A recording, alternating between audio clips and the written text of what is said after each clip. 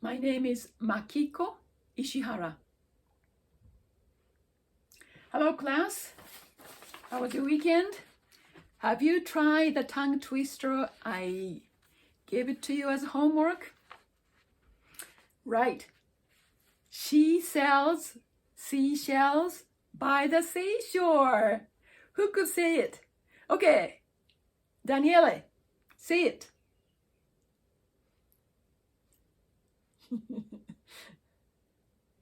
Okay, good.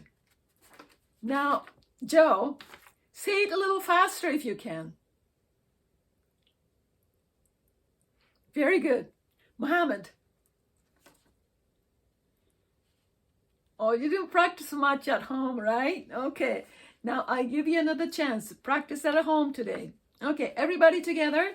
Seashells. Oh, I'm sorry, I made a mistake. Oh boy. She sells seashells by the seashore. Right. She sells, like I had it here. She sells. It's this she. This is this sound. Shh, shh, shh, shh. And this is s sound. S sound. Okay, let's try. She, this is she. She sells seashells by the seashore. Very good, very good. Okay, now remember the consonants, including those we just practiced.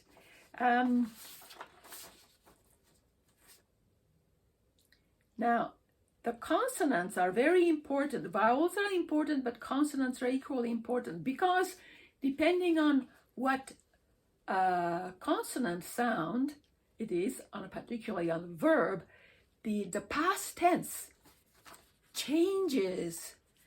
Okay, we studied last week how we're going to make a verb into past tense for regular verb. All we have to add is ed. Remember ed? But the challenge is, in English, this ed could be pronounced in 3 different ways. Some of them are t, some of them are id, and many of them are d. Okay, case number 1. So case number 1 shows what type is pronounced with the T. Here, case number 1. For instance, p, k, th, f, s, sh, ch. All of them are very quiet. It's just a little bit of air coming out of your mouth. It's not from your vocal cord. Again, p, k, th, f, s, sh, ch. So if the verb ends with any of these consonant, you are pronouncing ed as t. Let's see the example. Walk, walked. See this ed? Now it becomes t. Burp, burped, because there's a p in it. P, burp, burped. And this example, squeak, squeaked. Now try to pronounce this with a D sound. How awkward it may sound. Okay, walk, walked. It's hard. Burp, burped. Squeak, squeaked. It doesn't make sense. That's why in English, it's pronounced much easier way and then eventually become T. Walked. It's quicker than burped. Squeak, squeaked. Okay? Then case number 2. Id. Ending with id. Okay, ed is pronounced as id.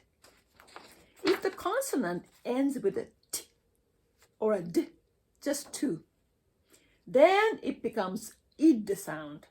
Let's try. Visit, visited, Is it tid? Id. End. D. Ended. Did. Guide. Guided. Okay? Case number 3. You're gonna love this. Case number 3 is the consonant everything else. Everything else.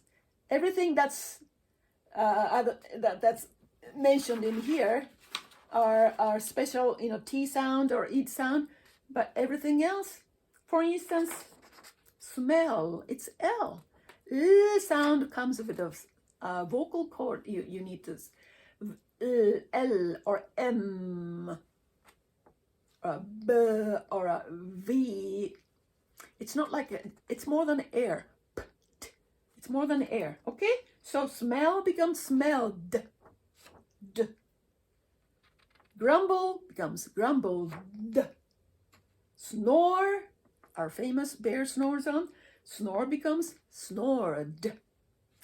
And lots of words are just pronounced with a D. That's a lucky one. Okay, let's try reading the Bear's Loose Tooth. This book is written by Connor Wilson in the past tense. Okay, let's read together. I read it very slowly. Pay attention to ed verbs. Here we go.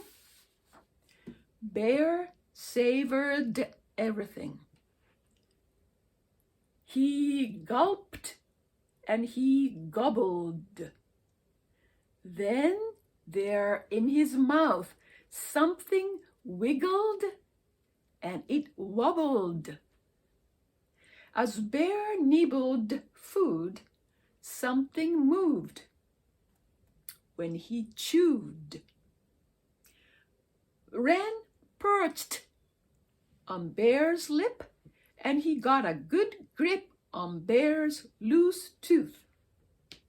Wren pulled on the tooth with all his might.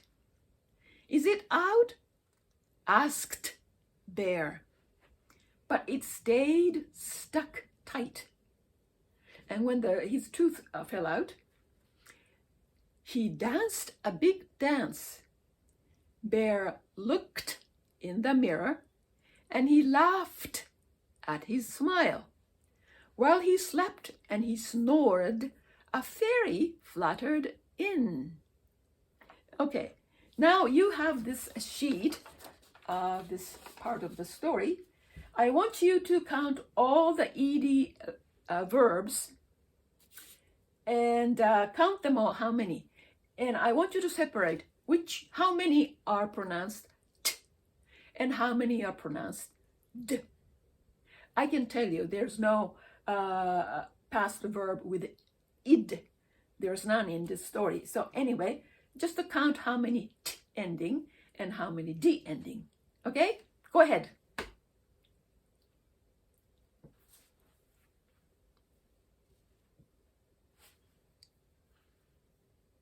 Right, you could circle.